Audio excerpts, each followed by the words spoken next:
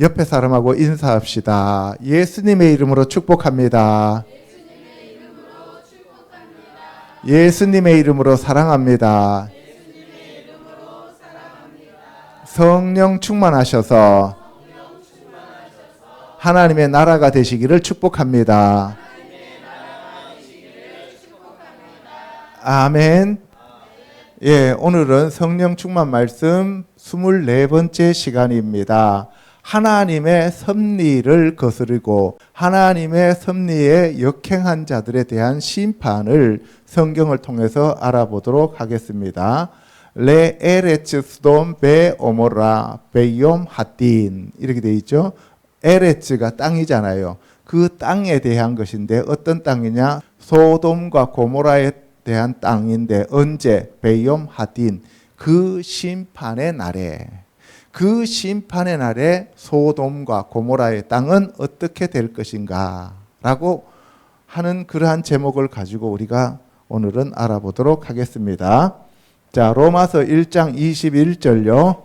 하나님을 알되 하나님을 영화롭게도 아니하며 감사하지도 아니하고 오히려 그 생각이 허망하여지며 미련한 마음이 어두워졌나니 스스로 지혜 있다 하나 어리석게 되어 썩어지지 아니하는 하나님의 영광을 썩어질 사람과 새와 짐승과 기어다니는 동물 모양의 우상으로 바꾸었느니라.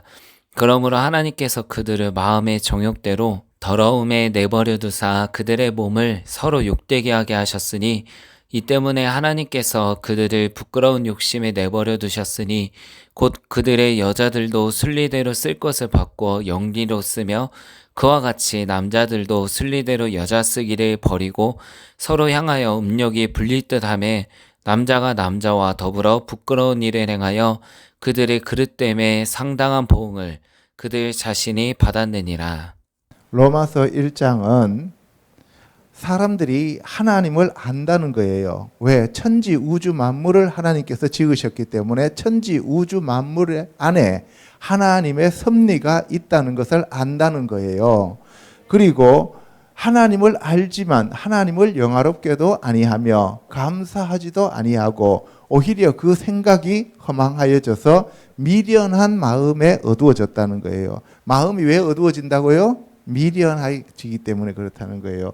그래서 스스로 자기들은 다 지혜 있다 그래요. 철학을 공부하고 심리학을 공부하고 의술을 발전시키고 뭐 대단한 걸 한다고 하는데, 그런데 이 세상의 물질적인 세계에서는 그들이 뛰어날지 모르지만 영의 세계에 대해서는 점점 더 어두워지고 있다 이 말입니다.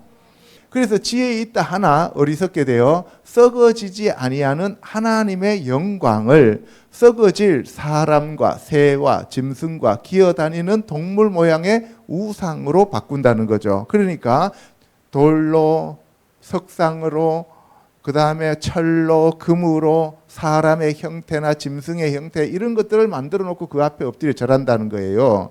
그러니까 불교도 대개 자기네들은 영적이라고 얘기하는데 사실은 뭐예요? 우상에 해당되는 것으로서 정말 어리석다는 거죠.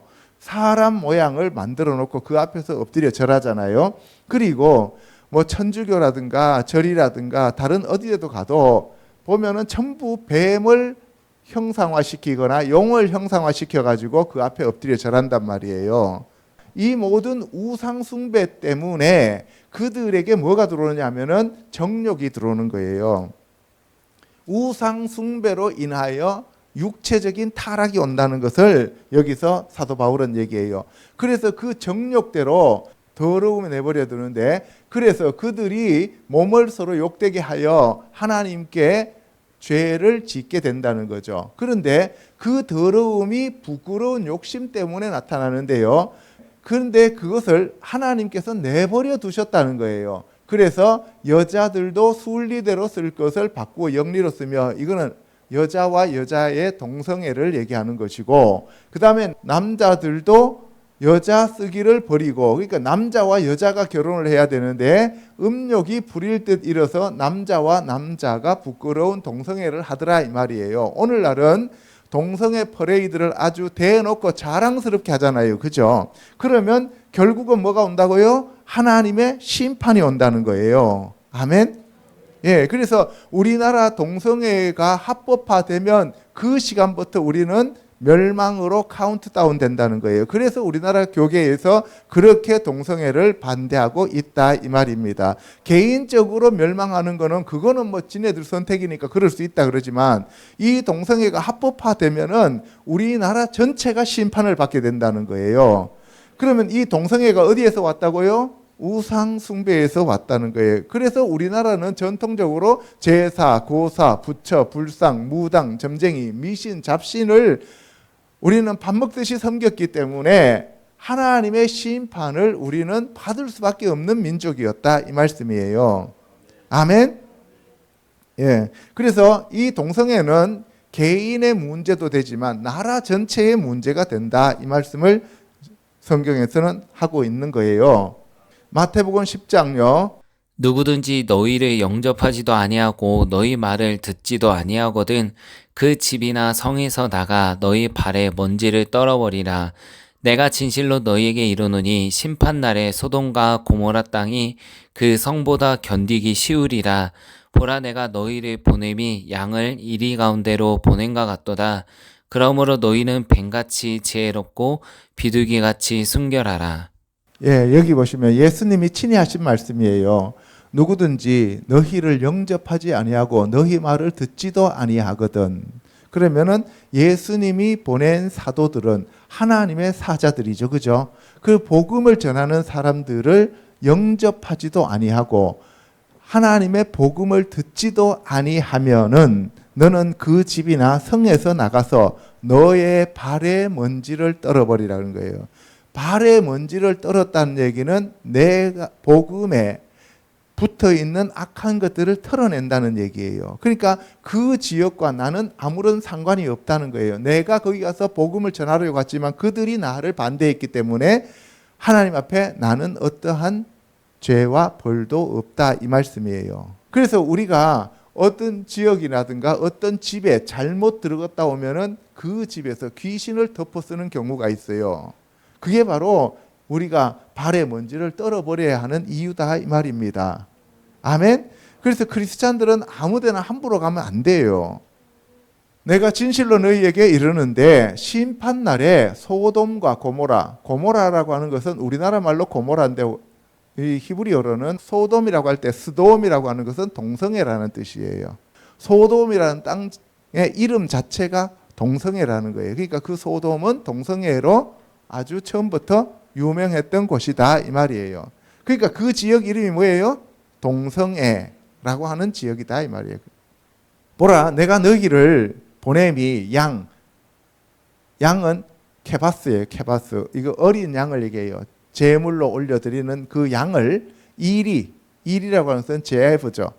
우리가 사탄을 얘기하기도 합니다. 그래서 예수 그리스도께서 사탄 가운데 이 세상에 오신 것처럼 너희들도 내가 세상에 보낸다는 뜻이 샬라흐인데 그 샬라흐가 사도라는 의미예요. 그래서 너희는 뱀같이 지혜롭고 비둘기같이 순결하라 그랬어요. 그죠? 여러분들 여기서 뱀이라고 하면은 사탄을 의미하는 건데 그러면 사탄이 그렇게 지혜로운가라고 여러분들이 생각할 수가 있어요. 그죠? 그런데 여러분들 사탄이 누구보다 더 지혜롭다고 자기 스스로 여겼어요? 다니엘보다 더 지혜롭다 그랬죠. 그러니까 처음에 사탄을 만들 때는 아주 지혜로운 자로 하나님이 만드셨다 이 말이에요. 그런데 그 지혜가 타락하면 뭘로 바뀌느냐 하면은 아룸. 이게 아룸이라고 하는 것은 이게 호크마라고 하면은 지혜인데 교활함이에요. 그러니까 뱀이 어떻게 돼요? 되게 교활해졌죠. 그러니까 뱀이 다스리는 이 지역에 있는 사람들은 전부 다 세상 사람들은 어떤 사람들이다? 교활한 사람들이단 말이에요. 그래서 그 교활한 사람들한테 가서 복음을 전하려면은 너도 그와 같이 교활해져야만 너도 전할 수가 있다는 거예요. 그러니까 그들의 교활함을 역이용해서 하나님을 전해야 된다 이 말입니다. 아멘. 예, 그리고 비둘기 같이 순결하라. 비둘기는 우리가 요나라 그러죠. 그죠? 예, 비둘기들 복수예요. 요님 순결하라라고 하는데 이게는 타밈이라고 하는 것은 완전하다는 얘기예요. 비둘기는 성령님을 나타내잖아요. 그죠? 성령님처럼 완전해라 이 말이에요. 그래서 너희들이 그 사탄과 같이 교활하면서 성령님처럼 완전해야만 승리할 수 있다는 얘기입니다. 그렇지 않으면 어떻게 된다고요? 너희들이 양이기 때문에 이리한테 잡아먹히게 된다는 거예요. 그러니까 술집에 가서 네가 이 뱀처럼 지혜롭고 비둘기처럼 성령님처럼 완결하지 않고 완전하지 않으면 그 술집에 있는 사람들을 전도하러 갔다가 너가 하나님을 버리게 되고 마귀에게 잡혀 먹게 된다 이 말이에요. 아멘. 로마서 9장 27절에 보면 또 이사야가 이스라엘에 관하여 외치되 이스라엘 자손들의 수가 비록 바다의 모래 같을지라도 남은 자만 구원을 얻으리니. 남은 자, 렘넌트만 구원을 받는데, 그래서 이스라엘 사람들이 전부 이스라엘이 아니고 진짜 이스라엘 사람들은 남은 자들만 가리켜서 이스라엘이라고 한다는 거예요. 왜? 여러분 보세요. 아브라함한테 8명의 아들이 있었는데 그 중에서 이삭만 이스라엘이 되는 거고, 그리고 이삭에게서 2명의 자녀가 있었는데 야곱만, 에서가 아니라 야곱만 이스라엘이 된다는 거예요. 그리고 그 후대에도 그렇게 많은 사람들이 살았지만 모든 육신의 이스라엘이 아니라 진짜로 남은 자, 영적인 이스라엘, 그들만 참 이스라엘이다 이런 얘기예요. 그런데 오늘날 교회에서는 우리가 영적 이스라엘로서 다 대체해서 진짜 유대인들은 다 사라졌다라고 생각하잖아요. 버렸다고 생각하잖아요. 그게 아니라는 거예요. 여기서 얘기는 예를 들어서 이스라엘 민족이 100만이 있는데 그 중에서 한 10만만 진짜 이스라엘이다 이 말이에요. 그러니까 여기서 참 이스라엘이라고 하면 이방인들 우리를 가리키는 게 아니라 유대인들 중에서 진짜 소수의 남은 자들만 참 이스라엘이다 이 말이에요. 아멘. 예. 그래서 주께서 땅 위에서 그 말씀을 이루셨다는 거죠. 어디에서 말씀을 이루셨다고요? 땅 위에서. 원래 예수님은 어디 사시는 분이었어요? 하늘에 사시는 분이죠. 그래서 하늘의 뜻이 이 땅에 이루어지게 하기 위하여 예수님이 오셨습니다. 그래서 우리가 기도할 때도 하늘의 아버지의 뜻이 이 땅에 이루어지게 해달라고 기도하는 것이 우리의 기도의 목적입니다. 아멘. 예, 그리고 만군의 주께서, 만군의 여호와께서, 요 주라고 하는 것은 여호와예요. 신약에서는 주라고 전부 다 번역을 했습니다. 여호와를. 그래서 야훼 체바오트께서 우리에게 씨를 남겨두지 아니하셨더라면 요 씨가 바로 이스라엘 백성들 중에 남은 자들이에요. 우리가 소돔과 같이 되고 고모라와 같았으리로다 함과 같으니라. 그러면 뭐예요? 멸망을 시키되 완전히 멸망시키지는 않았다는 말이죠. 보세요. 여기서 로마서 9장 27절은 이사야가 이스라엘에 관하여라고 얘기했죠. 그죠? 그런데 이거를 지금 이방교회에서는 전부 다 이방교회 우리라고 해석을 해버린단 말이에요. 그러면 언제 이사야가 우리 대한민국 사람들한테 얘기했어요? 그런 적 없습니다. 그래서 여기 보시면 우리에게라고 할 때 이거는 이스라엘을 가리키고 있는 말이 됩니다. 예, 첫 번째, 하나님의 아들과 사람의 딸들이 결합하여 태어난 네피림에 대해서 알아보도록 하겠습니다. 창세기 6장요. 사람이 땅 위에 번성하기 시작할 때 그들에게서 딸들이 나니 하나님의 아들들이 사람의 딸들의 아름다움을 보고 자기들이 좋아하는 모든 여자를 아내로 삼는지라. 여호와께서 이르시되 나의 영이 영원히 사람과 함께하지 아니하리니 이는 그들이 육신이 됨이라. 그러나 그들의 날은 120년이 되리라 하시니라. 예, 여기 보시면 이제 창세기 6장에 하나님이 네피림에 대해서 심판하시는 장면이 나옵니다. 여기 보시면 사람이 땅 위에 번성하기 시작했을 때 사람의 딸들이 이제 태어나죠. 그런데 하나님의 아들들이 사람의 딸들의 아름다움을 보고 자기들이 좋아하는 모든 여자를 아내로 삼았다. 그래서 성경에 보면은 하늘에서 자기의 처소를 떠난 천사들에 대해서 하나님이 그들을 무저갱에 가두어뒀다 그랬잖아요. 그죠? 그들이 바로 하나님의 아들들이다 이 말이에요. 여기 보시면 브네 하 엘로힘, 그 하나님의 아들들, 남성이니까 베네가 되는 거예요. 에트 베노트 하 아담, 베노트 하니까 딸들이라고 하는 복수형이에요. 그 사람의 딸들을 하나님의 아들들이 취했습니다. 그래서 자기들이 좋아하는 모든 여자를 아내로 삼았습니다. 그래서 그들이 육체가 되어버리죠. 그래서 하나님의 아들과 사람의 딸이 결합하니까 하나님의 아들들은 하늘에 살아야 되는데 그들이 하늘에 살 장소를 잃어버리고 땅으로 떨어져 내려옵니다. 땅으로 떨어져 내려오다는 뜻이 나팔이에요. 나팔이 떨어지다는 뜻이에요. 그래서 거기에서 떨어진 자들에 대해서 명사가 되는데 그것이 네필림이 되는 거예요. 하늘에 있는 천사, 하늘에 있는 하나님의 아들들이 사람의 딸들을 취하여 아들들을 낳았어요. 딸은 한 명도 안 낳습니다. 아들들을 낳아요. 그래서 인간의 나이가 120년이 되는 거죠. 120년이 되는데 여기 보시면 당시에 땅에 네필림, 나팔에서 네필림이 된 거예요. 그 후에 하나님의 아들들이 사람의 딸들에게로 들어와 자식을 낳았으니 그들은 용사라, 기보르라. 기보르 하면 용사, 전쟁을 잘하는 그러한 사람이란 뜻이에요. 그리고 고대에 명성이 있는 사람이었더라.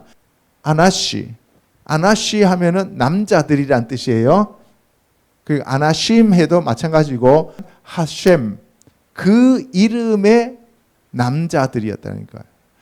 유명한 용사였다는 거예요. 그 용사들은 뭐 하는 용사였어요? 전쟁하는 용사였어요. 그래서 이 네필림이라고 하는 것은 하나님의 아들들과 사람의 딸들이 결합되어져서 태어난 자들이 네필림이 되는 거죠. 이 네필림들에 의해서 지어진 것이 여러분들 너무나 잘 아는 피라미드, 그리고 뭐 남아메리카라든가 이런 데 보면은 고대 문명들, 사람들이 도저히 옮길 수 없는 큰 돌들로 지은 것들이 있잖아요. 그게 전부 다 이 네필림들이 지은 거다라고 얘기하는 거죠.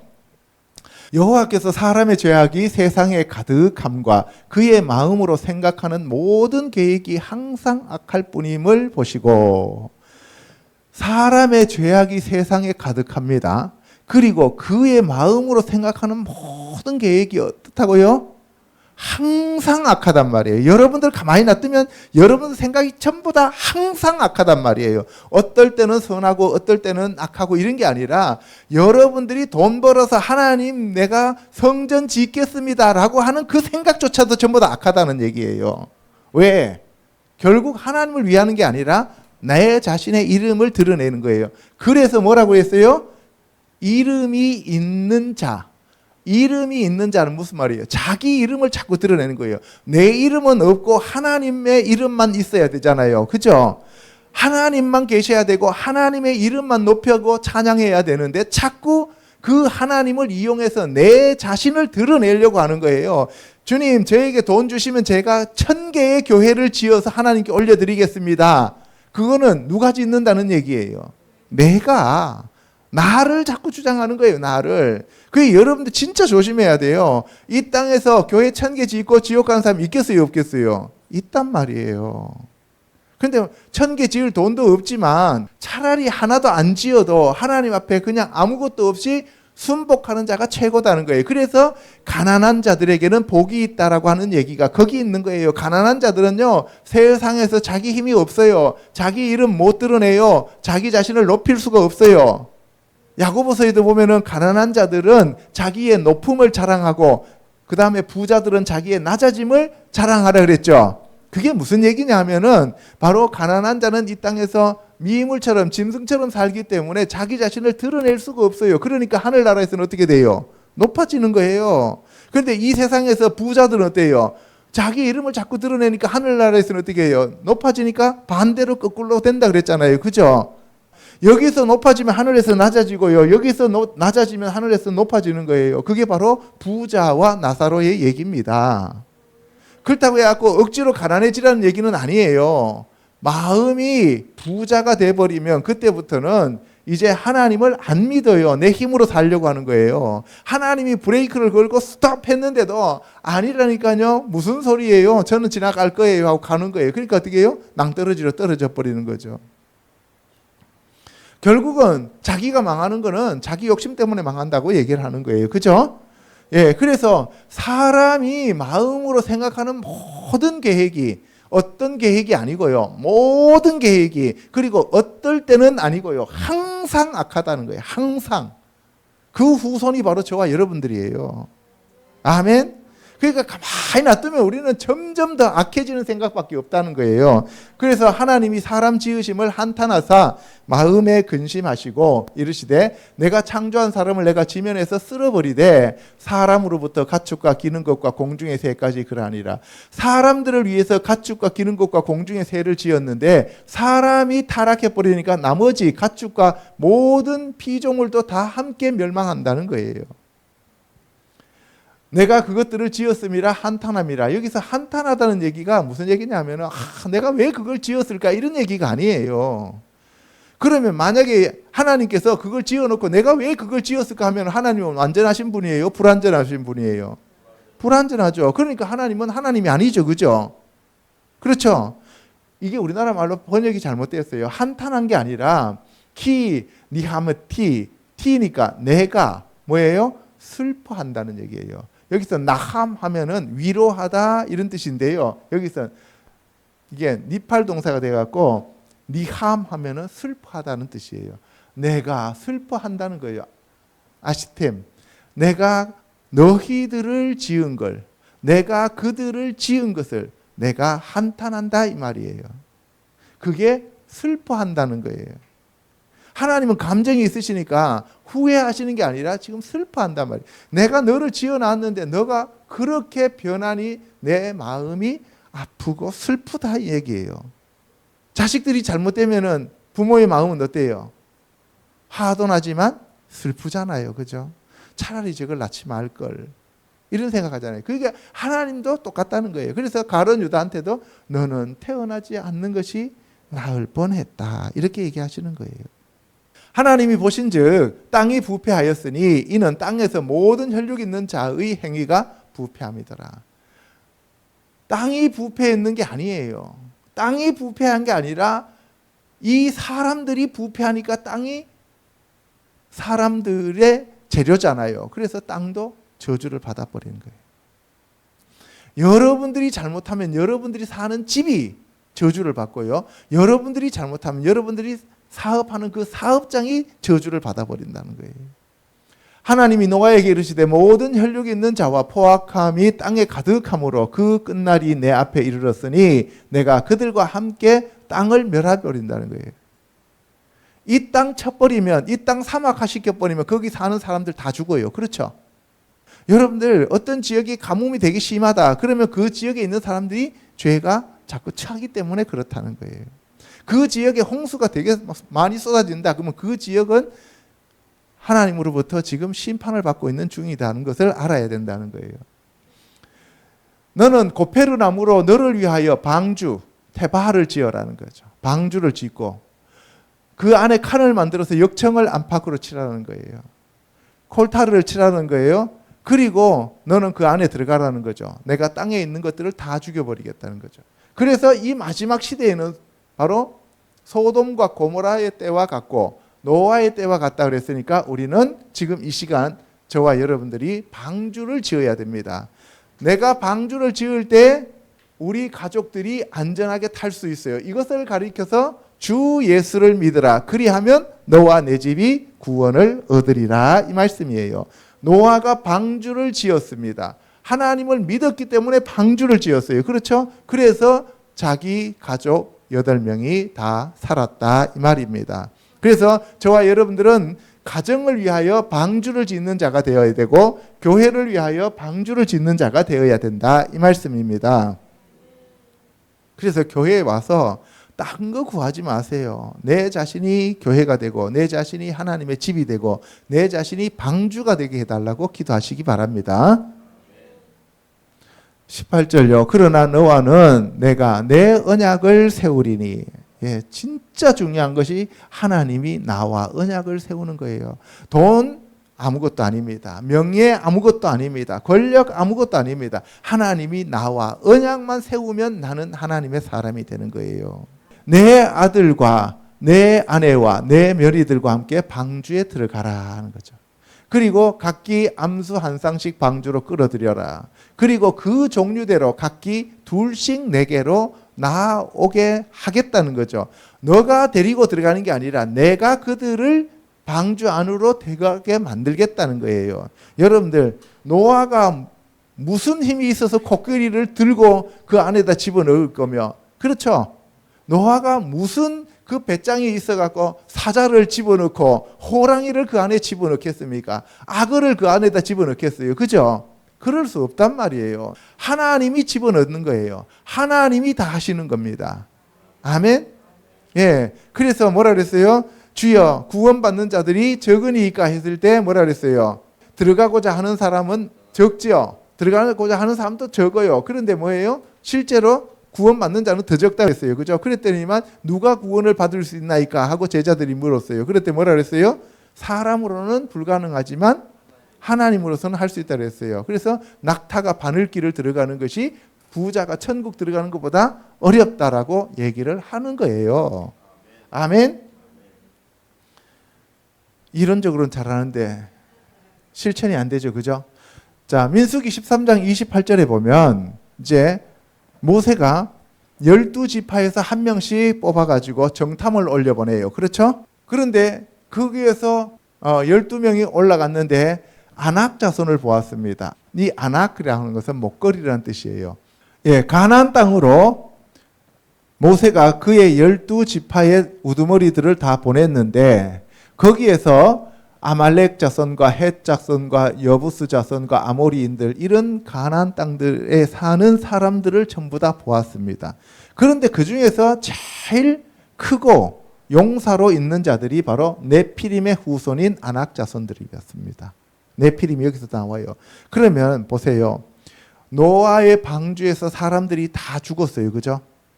네피림들이 다 죽었어요. 그렇죠? 그러면은 노아의 아들이나 노아의 며느리들 중에서 그 네피림의 씨를 갖고 있는 자가 있었다 없었다? 있었다는 거죠. 그게 바로 함의 부인이었다는 거예요. 함의 부인이 그 네피림의 그 씨를 가지고 있었어요. 그래서 이 아낙 자손들은 바로 함의 후손들이다 이 말이에요. 이 네피림들의 후손을 누가 나중에 다 쳐부수냐면은 다윗과 그의 용사들이 없애요. 알겠죠? 예. 그러면 그 다윗은 누구의 예표예요? 예수 그리스도의 예표입니다. 그래서 예수님이 이 땅에 다시 오셔서 완전히 사람들을 심판하실 때 그때에 비로소 이 땅의 아낙 자손들이 다 사라지게 된다 이 말입니다. 아멘.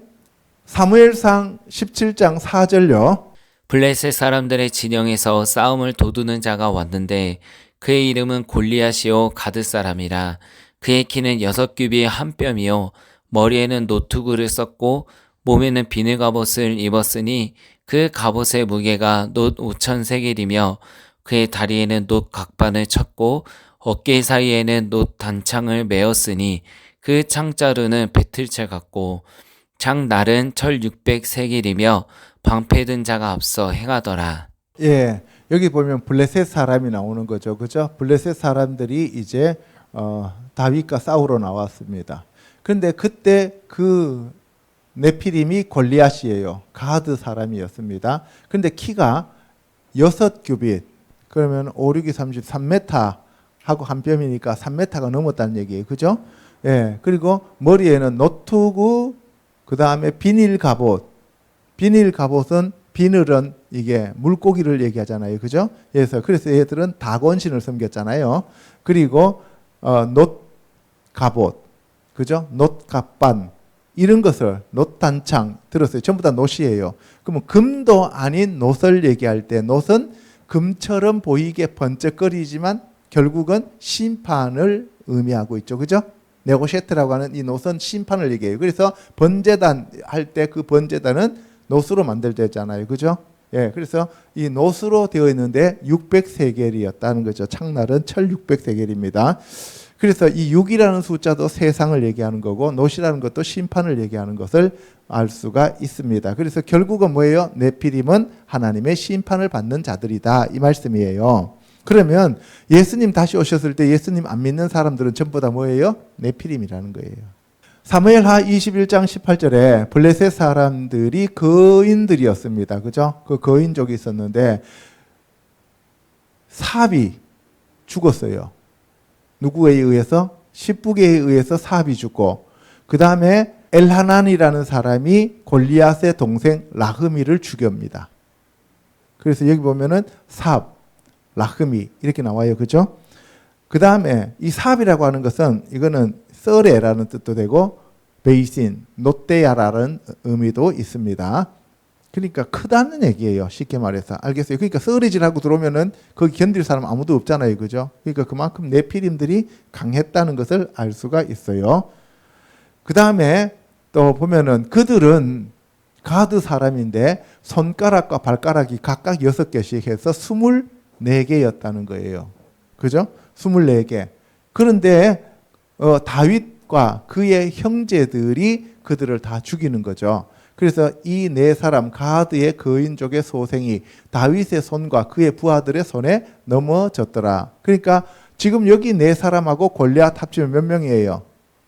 5명이죠. 그죠? 그래서 여러분들 다윗이 물맷돌 몇 개 갖고 나갔어요? 5개 갖고 나가죠. 그래서 정해서 물맷돌, 돌은 예수 그리스도를 얘기하잖아요. 그죠? 그럼 나는 뭐를 갖고 나간다 그랬어요? 너희는 창과 단창으로 나오지만 나는 만군의 여호와의 이름으로 나간다 그랬죠. 복음으로 나가는 거예요. 여호와의 이름으로 예수 그리스도로 나간다는 거예요. 그래서 나가서 그 돌 한 대를 때렸는데 골리앗 이마에 박혀서 죽죠. 그럼 몇 개 남았어요? 4개. 그 나머지 4개 물맷돌로 이 4명을 잡아 죽이는 거예요. 자, 두 번째 소돔과 고모라의 심판에 대해서 알아보도록 하겠습니다. 창세기 14장 17절요. 아브라함이 왕들을 쳐부수고 돌아올 때 소돔 왕이 그를 영접하였고 살렘 왕 멜기세덱이 떡과 포도주를 가지고 나왔으니 그는 지극히 높으신 하나님의 제사장이었더라. 너희 대적을 내 손에 붙이신 지극히 높으신 하나님을 찬송할지로다 하매 아브라함이 그 얻은 것에서 10분의 1을 멜기세덱에게 주었더라.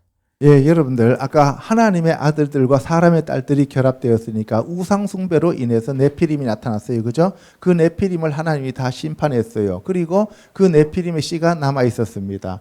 그런데 그 네피림들을 태어나게 만들었던 그 우상 숭배로 인하여 소돔과 고모라라고 하는 이 음란한 지역이 생겨나게 되는 거예요. 이 소돔과 고모라는 그 가나안 땅의 일부예요. 오늘날로 말하면 사해 옆에 붙어 있었던 거예요. 자, 그런데 이 아브라함이 그 소돔과 고모라의 그 왕들을 사로잡아 갔던 그 북방의 5 왕들을 쫓아가 갖고 그들을 치고 그들에게서 롯이 빼앗겨 간 것을 다 취해 갖고 오는 거예요. 그렇게 올 때 살렘 왕, 평강의 왕이신 멜기세덱, 의의 왕이라는 ጼ덱, 의의 왕이라는 얘기예요. 멜키 하면은 왕이라는 뜻이고 ጼ덱은 의잖아요. 의의 왕, 살렘 왕이면서 평강의 왕이며 의의 왕이신 멜기세덱이 떡과 포도주를 줬어요. 예수 그리스도께서 살과 생명의 피를 주셨다 이 말이에요. 그래서 지극히 높으신 하나님의 제사장이었다는 것을 알 수가 있어요. 그래서 히브리서에 보면 예수님이 멜기세덱의 반차를 따라서 오셨다 그랬어요. 그죠? 예. 그래서 그 멜기세덱한테 탈취해온 재물을 10분의 1을 드리는 거죠. 그렇죠? 그래서 10분의 1을 멜기세덱에게 드렸는데 살렘 왕이신 멜기세덱과 상관없이 소돔 왕이 아브라함에게 자기의 잃어버렸던 물건을 전부 다 아브라함한테 준다고 하니까 아브라함이 내가 너 때문에 부자 됐다 소리 그런 소리 안 듣는다. 나는 하나님께서 주시는 것만 먹고 산다라는 식으로 얘기를 해요. 그죠? 그러니까 우상 숭배 할 뻔했어요. 그죠? 소돔 왕에 대해서. 그런데 그렇지 않고 아브라함은 확실하게 그것을 거부해 버려요. 너 때문에 내가 부자 됐다라고 하는 그딴 소리 듣기 싫다는 거죠. 실 오락이 하나 내가 너 거 안 갖고 간다는 거예요. 그 우리가 이단이나 아니면은 우상과는 철저하게 결별해야 된다 이 말이에요. 창세기 18장 10절에 가면 하나님께서 오셔가지고 사라한테 내년 이맘때에 내가 반드시 내게로 돌아오는데 너한테 아들이 있으리라 했어요. 그랬더니 사라가 뒤에서 듣고 있다가 아이고 내 나이가 지금 89세고 우리 남편 나이가 99세고 내가 생리가 끊어진 지가 언젠데요. 이제 와서 무슨 아들입니까? 옛날에 아들 달라고 할 때 그때 그렇게 새벽기도 30년 했는데 지금까지 새벽기도 30년 들어주시지도 않다가 이제 와가지고 소망도 없고 희망도 없고 이제 다 늙어 빠져갖고 죽을 나이 다 됐는데 이제 아들 주시면 한번 생각해 보세요. 내가 그 애 잡고 초등학교 입학식 가면은 애들이 전부 다 나보고 할머니라고 놀려요. 아브라함이 내가 초등학교에 가면은 할아버지 왔다고 애들이 놀려요. 왕따 당해요. 그런데 이제 와가지고 뭐 주신다고요. 주신다 하더라도 나는 가질 수도 없고 되지도 않아요. 이렇게 해서 비웃었습니다. 그 비웃다는 얘기가 이자학이에요. 알겠어요? 근데 그 비웃음이 참다운 행복의 웃음으로 바뀌게 되는 거죠. 그래서 사라가 속으로 웃고 내가 노쇠했고 내 주인도 늙었는데 무슨 즐거움이 있겠습니까? 라고 얘기했어요. 그때 이제 하나님과 그 천사들이 일어나서 소돔을 향해서 가면서 아브라함한테 내가 행하고자 하는 것을 아브라함 너에게 뭘 숨기겠느냐? 아브라함 너는 강대한 나라가 되고 천하 만민은 그로 말미암아 복을 받게 될 것이다. 이거 되게 중요합니다. 여기 이 언약에 입각하여 이방인인 우리가 구원받게 되었다 이 말이에요. 아브라함의 자손이 되었다 이 말이에요. 하나님의 언약 때문에 우리가 하나님의 자녀가 된 것이지 우리의 어떠함과 우리의 어떻게 그 하나님 앞에 열심을 냈느냐가 우리의 구원을 좌우하는 것이 아니었다 이 말입니다. 일단 구원받을 때는 하나님이 절대적인 주권으로 우리를 구원하시지만 구원받고 난 다음부터는 우리가 하나님 앞에 최선을 다해서 나가는 것이 사람들의 도리다 이 말씀이에요. 예, 그래서 여호와의 도를 지켜 의와 공도를 행하게 하려고 그를 택하였다는 거예요. 왜 택했냐? 여호와의 도를 지켜 의와 공도를 행하게 하려고. 내가 택한 것은 나의 절대적인 주권이다. 그러나 너가 택함을 받았으면 내가 원하는 대로 해야 돼. 이 말씀을 하는 거예요. 근데 오늘날 교회에서 뭐예요? 우리가 택함 받은 것은 우리의 노력으로 택함을 받았고 그리고 택함 받았으니까 이제는 끝이야 하고 하는 것이 뭐예요? 그것이 오늘날 기쁨의 교회. 한 번 구원은 영원한 구원이다 라고 하는 그러한 장소들을 얘기하는 거죠. 그죠? 자, 소돔과 고모라에 대한 부르짖음이 크고 그 죄악이 심히 무거우니 내가 내려가서 과연 그들이 부르짖는 것이 그런지 안 그런지 내가 알아보려고 한다라고 얘기해요. 요하고 똑같은 문장이 어디에 나와요? 애굽에 내려간 이스라엘 백성들이 노예가 되었을 때 하나님 앞에 심히 부르짖어 가지고 그들의 그 상태를 하나님께서 들으시고 아브라함과의 언약을 기억하사 이렇게 나와요. 그죠? 예, 그렇습니다. 바로 언약 때문에 하나님께서 이 언약 때문에 하나님이 저와 여러분들을 구원하시는 거예요. 예, 그래서 내가 만일 소돔 성읍 가운데서 의인 10명을 찾으면 그들을 위하여 온 지역을 용서하리라. 50명부터 출발해갖고 10명까지 내려갔습니다. 그죠? 그런데 거기에 의인 10명이 없었다는 거예요. 그래서 우리도 의인 10명이 없으면 서울도 불바다가 된다 이 말이에요. 저 북한의 김정은이가 지가 뭐 불바다 아무리 떠들어 봐야 우리나라에 서울에 의인 10명만 있으면 하나님은 심판하시지 않습니다. 아멘. 창세기 19장에 가면 저녁 때에 두 천사가 소돔에 이르렀습니다. 근데 그때 롯이 소돔 성문에 앉아 있었습니다. 소돔 성문에 앉아 있었다는 것은 소돔 성을 치리하는 장로가 되었다는 거예요. 보세요. 그 소돔에 사는 사람들이 있었는데 롯이 거기에 굴러온 돌이에요. 그죠? 굴러온 돌입니다. 거기 와서 롯이 얼마나 잘했으면 장로가 되었겠습니까? 오늘날 한 20만 명 되는 교회에 어떤 사람이 저 시골에서 이사를 왔습니다. 이사를 와갖고 신앙생활 하기 시작했어요. 그런데 거기에서 7위 장로가 되었다면 그 사람은 정말 헌신했겠죠. 그죠?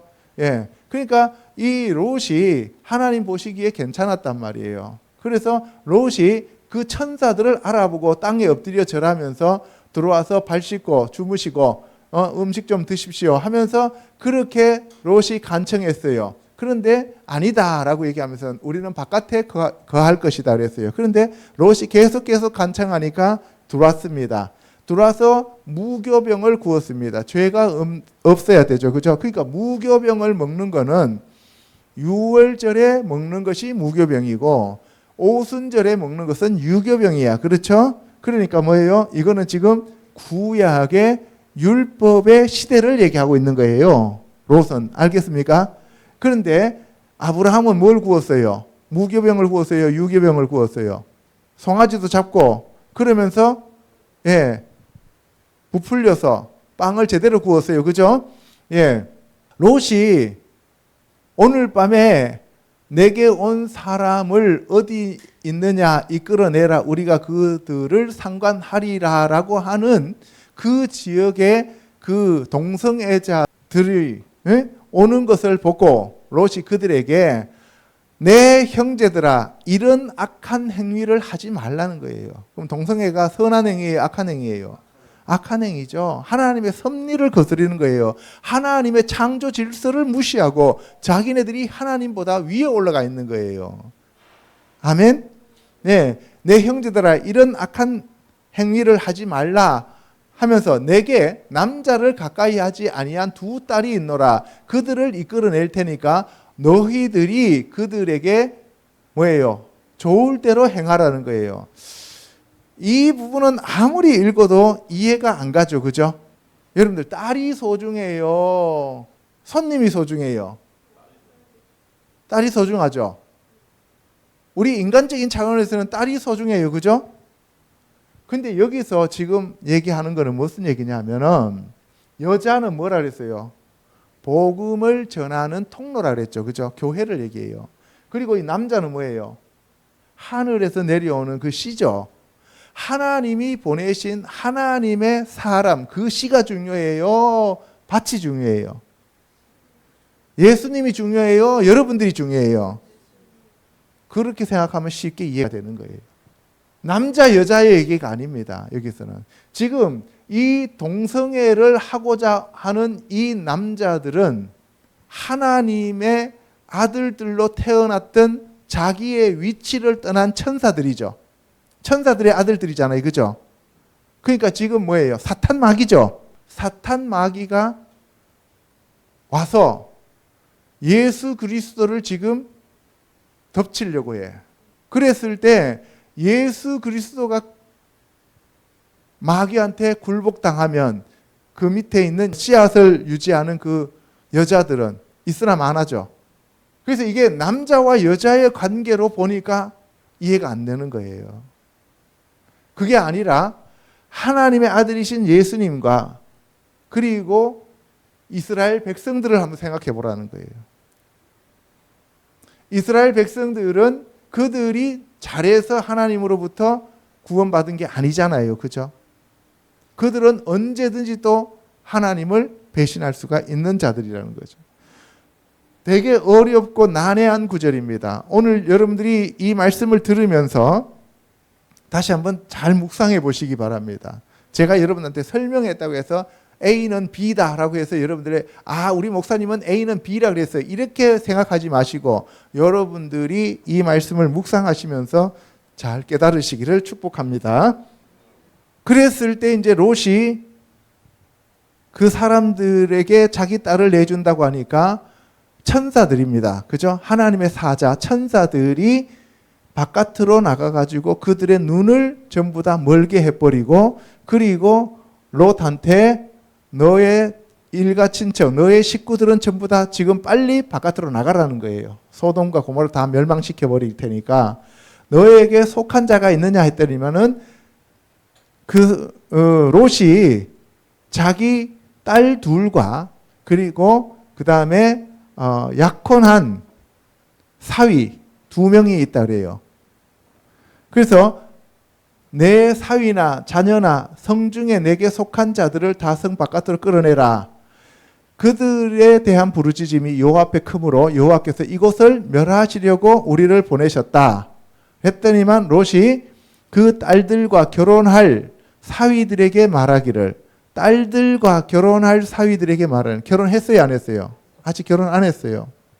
여호와께서 그 성을 멸하실 터이니 너희는 일어나 이곳에서 떠나라 하시되, 하나님께서 이 성을 멸하시기 때문에 너희들은 빨리 떠나야 된다. 그런데 그의 사위들은 농담으로 여겼더라. 예수님이 곧 오신다라고 하는 것을 2000년 동안 사람들이 지금 외치고 있으니까 세상에 사는 사람들이나 크리스찬들은 농담으로 여기고 있는 거예요. 솔직히 말해갖고. 예수님이 오신다는 거 생각하면 지금 우리가 이렇게 안 살아요. 여러분들, 다른 게 다 소중한 이유가 뭐예요? 예수님이 안 오신다는 전제 조건이기 때문에 소중한 거예요. 만약에 예수님이 내일이라도 당장 오신다면 뭐가 소중하겠습니까? 그죠? 그게 다 우리는 지금 농담으로 여기는 사위들이다 말이에요. 그래서 롯이 소알에 들어갈 때 해가 돋았더라. 롯에게는 해가 돋았어요. 다른 사람들한테는 뭐예요? 어둠이 내리는 거죠. 예, 하늘 곧 여호와께로부터 유황과 불과 그 심판이 소돔과 고모라에 비같이 내립니다. 그렇죠? 그런데 롯의 아내는 뒤돌아보지 마라 했는데 뒤돌아봤어요.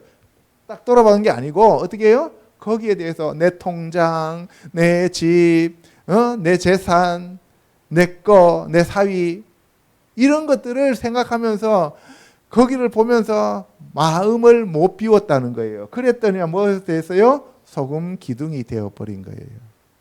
여러분들, 이 두 가지를 이제 우리가 살펴봤습니다. 자, 그 다음에 이제 세 번째, 이스라엘의 12지파 중에서 동성애를 하다가 결국 600명만 남고 다 망한 베냐민 지파가 있습니다. 거기에 대해서 알아보도록 하겠습니다.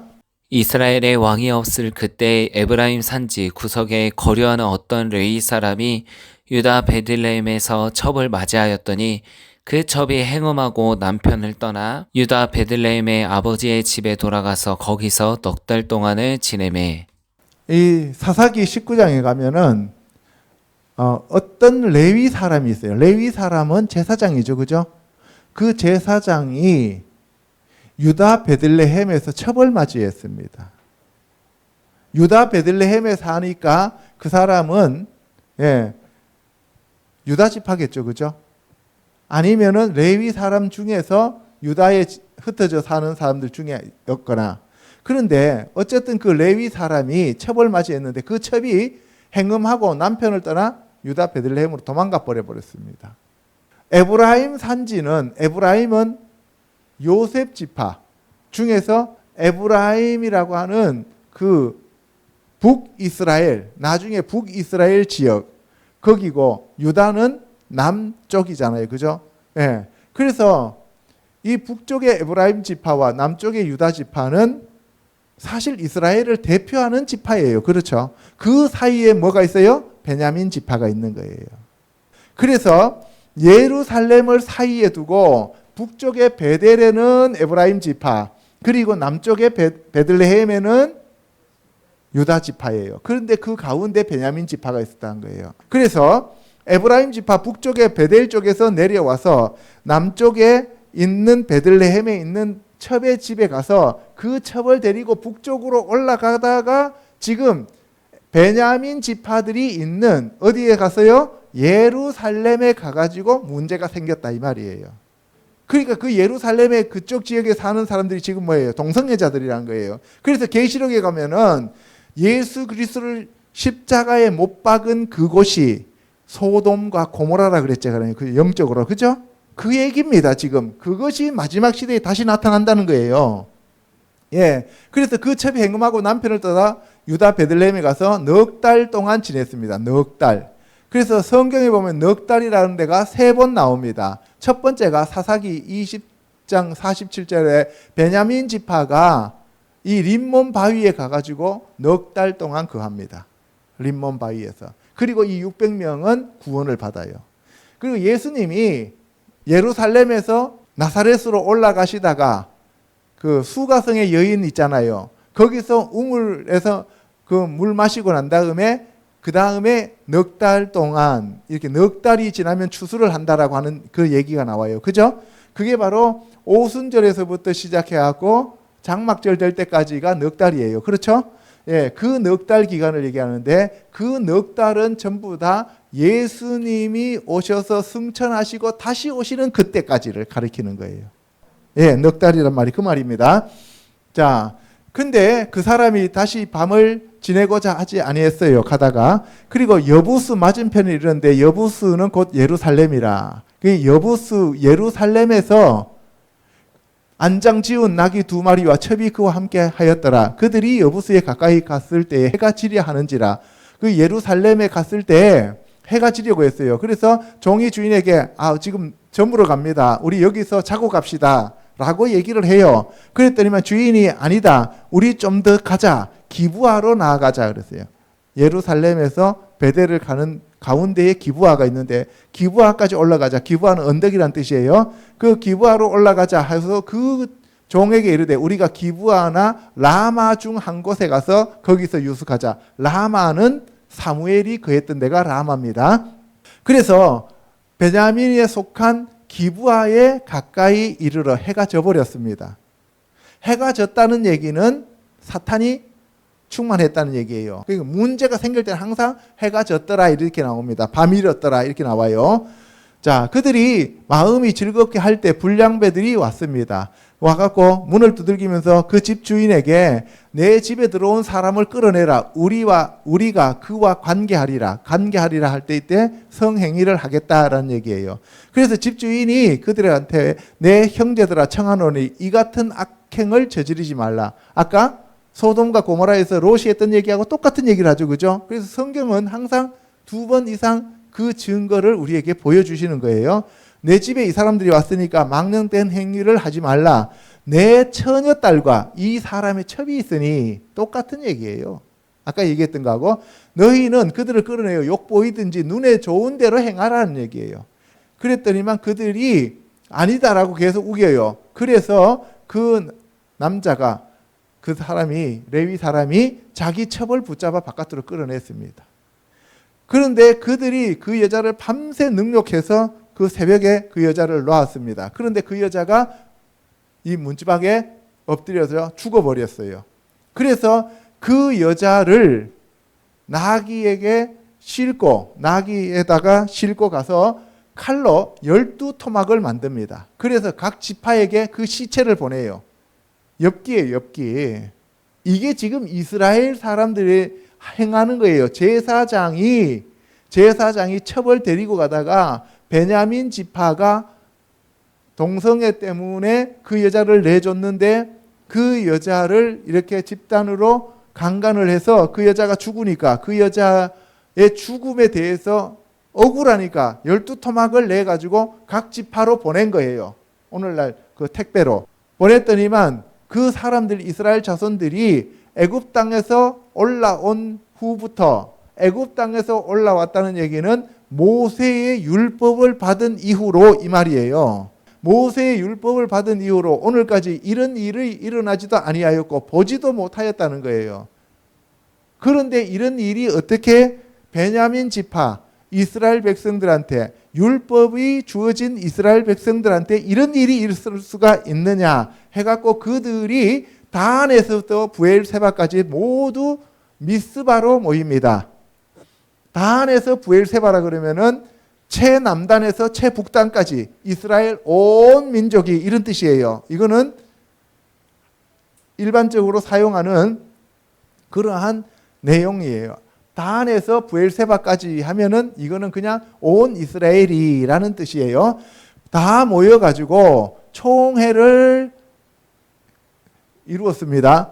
총회를 열었는데 보병이 40만 명이 모였어요. 그러니까 지파별로 군인들을 모았어요. 그래서 이스라엘 자손이 미스바에 올라간 것은 베냐민 자손들이 들었습니다. 이제 올라갔다 40만 명이 지금 칼을 뺐다. 베냐민을 치러 온다라고 하니까 베냐민이 빨리 나가갖고 자기네들이 잘못했다고 회개하면 되는데 회개하지 않고 어떻게 해요? 그들도 군사를 모아갖고 왼손잡이들을 뽑아요. 왼손잡이라고 하는 것은 전쟁에서 아주 능하다는 얘기예요. 그러니까 왼손잡이가 원래 적잖아요, 그죠? 그런데 그들은 왼손잡이가 많았다 그래요, 베냐민이. 그래서 여호와께서 이스라엘 앞에서 베냐민을 치셨습니다. 그래서 당일에 이스라엘 자손이 베냐민 사람 25,100명을 죽였으니 다 칼을 빼는 자였더라. 칼을 빼는 자는 용사들이란 말이에요. 아주 뛰어난 용사들 25,100명을 한꺼번에 다 죽여버렸다는 거예요. 베냐민 사람 600명이 돌이켜 광야로 도망하여 림몬 바위에 이르러서 거기에서 넉 달 동안 지납니다. 그래서 다른 사람들 다 죽어버리고 600명만 남았어요. 베냐민 지파는 오직 600명밖에 안 남았어요. 다 죽어버리고. 그래서 나중에 그 베냐민 지파들이 장가갈 여자들이 없잖아요. 그래서 그 이스라엘 백성들이 회의를 해갖고 장로들이 어떻게 해요? 잔치를 벌려가지고 그 잔치에서 베냐민 지파들이 처녀들 보쌈에 갖고 가는 것을 허용해줘요. 그래서 베냐민 지파가 다시 불어나게 됩니다. 그래서 나온 왕이 사울 왕이에요. 그렇게 하나님의 은혜를 받고 나왔으면 사울이 제대로 해야 되잖아요. 그죠? 그런데 역시 그 핏줄이 흘렀다 이 말이에요. 자, 이제 마지막으로 세겜의 강간과 멸망에 대해서 알아보도록 하겠습니다. 첫 번째는 아까 네피림에 대한 얘기였고, 두 번째, 세 번째는 동성애에 대한 얘기예요. 그죠? 동성애로 완전히 망합니다. 그러면 결국 우리 인간들이 마지막 시대에 망하는 이유는 뭐겠어요? 동성애 때문에 망한다는 거죠. 그 다음에 세겜의 강간과 멸망, 창세기 34장요. 레아가 야곱에게 낳은 딸 디나가 그 땅의 딸들을 보러 나갔더니 히위 족속 중 하몰의 아들 그 땅의 추장 세겜이 그를 보고 끌어들여 강간하여 욕되게 하고 그 마음에 깊이 야곱의 딸 디나에게 연연하며 그 소녀들 사랑하여 그의 마음을 말로 위로하고 그의 아버지 하몰에게 청하여 이르되 이 소녀를 내 아내로 얻게 하여 주소서 하였더라. 야곱이 그 딸 디나를 그가 더럽혔다 함을 들었으나 자기의 아들들이 들에서 목축함으로 그들이 돌아오기까지 잠잠하였고 세겜의 아버지 하몰은 야곱에게 말하러 왔으며 야곱의 아들들은 들에서 이를 듣고 돌아와서 그들 모두가 근심하고 심히 노하였으니 레아, 여러분들 야곱의 부인이 4명이 있어요. 그죠?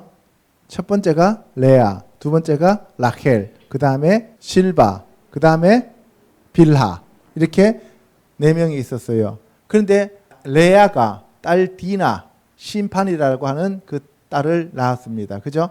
그런데 히위 족속, 이 히위 족속은, 히위는 공포라 그랬어요. 그죠? 공포 정치를 하는 그러한 족속 중에서 하몰의 아들, 하몰은 당나귀란 뜻이에요. 그 당나귀의 아들 추장 셰켐이 있는데 셰켐은 어깨라는 뜻이죠. 그 어깨, 그러니까 건달이란 얘기예요.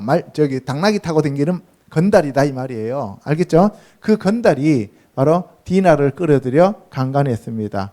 그런데 그 셰켐이 그 야곱의 딸을 디나를 연연하여 그 디나를 달라고 하러 왔습니다. 그런데 디나가 그 하몰의 아들 셰켐과 결혼하는 것은 하나님께서 가나안 땅에 있는 자들과 결혼하지 말라고 하셨잖아요. 그죠?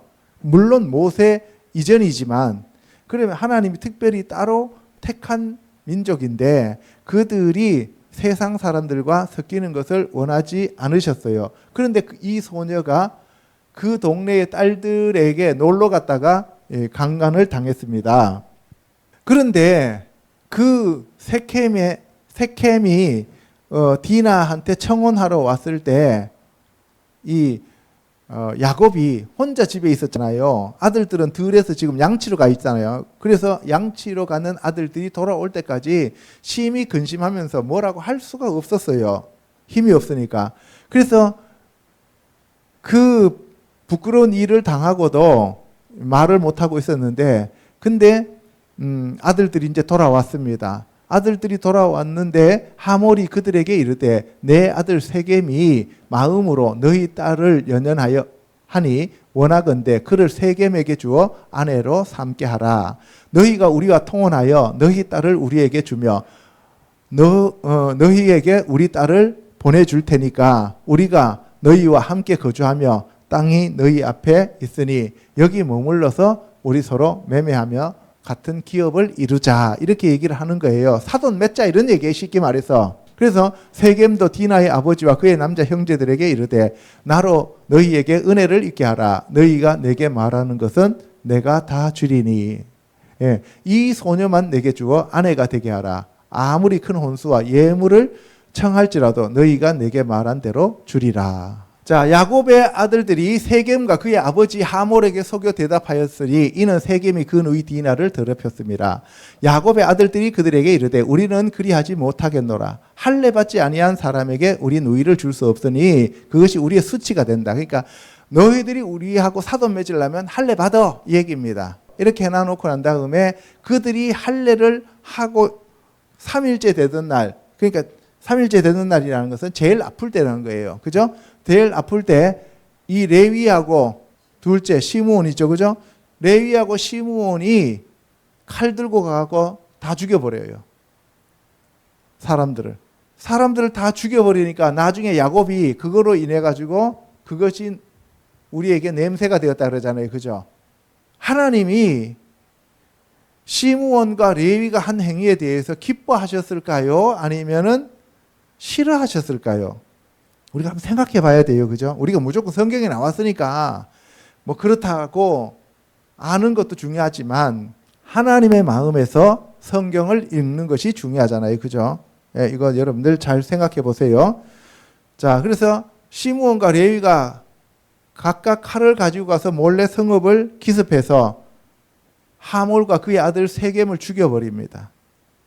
그리고 디나를 세겜의 집에서 데리고 오는 거예요. 그리고 그들이 양과 소와 나귀와 그 성읍에 있는 것과 들에 있는 것과 그들의 모든 재물을 다 빼앗아요. 그들의 자녀와 그들의 아내들을 사로잡고 집 속의 물건을 다 노략합니다. 그럼 예수님이 이 땅에 오셔서 나중에 심판하실 때 디나는 심판이라는 얘기잖아요. 디나는 빌미고 디나를 통해서 강간했으니까 너희들이 세상과 간음하고 사탄 그 우상들과 간음했기 때문에 예수님이 오셔서 다 죽여요. 그러면 시몬과 레위가 한 그 사건이 정당성이 있을까요? 없을까요? 있다고 봐야 되겠죠. 그죠? 자, 그래서 우리가 지금까지 이렇게 살펴봤는데 우리가 지난주에는 육체적인 간음에 대해서 알아봤고 그 전주에는 결혼이라고 하는 것, 하나님 나라의 혼인잔치, 예수 그리스도의 어린 양의 혼인잔치에 대해서 알아봤습니다. 그렇죠? 그러면 그 혼인잔치가 우리에게 주어진단 말이에요. 약혼을 했기 때문에 우리는 간음하면 안 돼요.